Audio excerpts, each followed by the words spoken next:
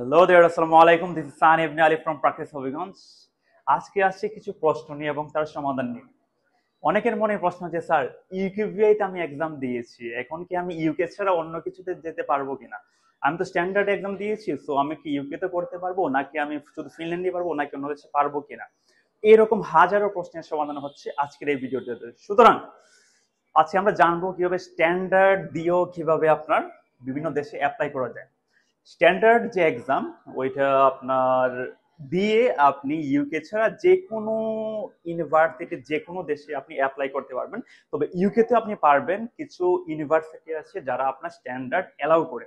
সুতরাং স্ট্যান্ডার্ডে যদি আপনার এক্সাম দিতে হয়, আপনি কিন্তু পেপার বেসে দিতে পারতেছেন, এবং এটা কিন্তু ব্রিটিশ কাউন্সিল অলরেডি অ্যানাউন্স করে দিয়েছে যে এই বছর তারা কম্পিউটার বেস করবে না। সুতরাং আজকে আমরা দেখে নিব যে কম্পিউটার বেস ছাড়া পেপার বেসডে কয়েকটা ডেট জেনে যাবো আমরা। সেপ্টেম্বর, অক্টোবর, নভেম্বর এবং ডিসেম্বরে কিন্তু অনেক ডেট আছে, আপনি চাইলে এগুলোতে আপনি পেপার বেসডে এক্সাম দিতে পারবেন।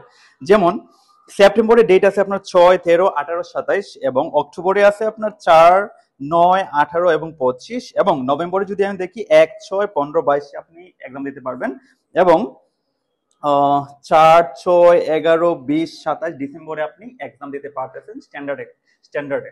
সুতরাং what are you waiting for?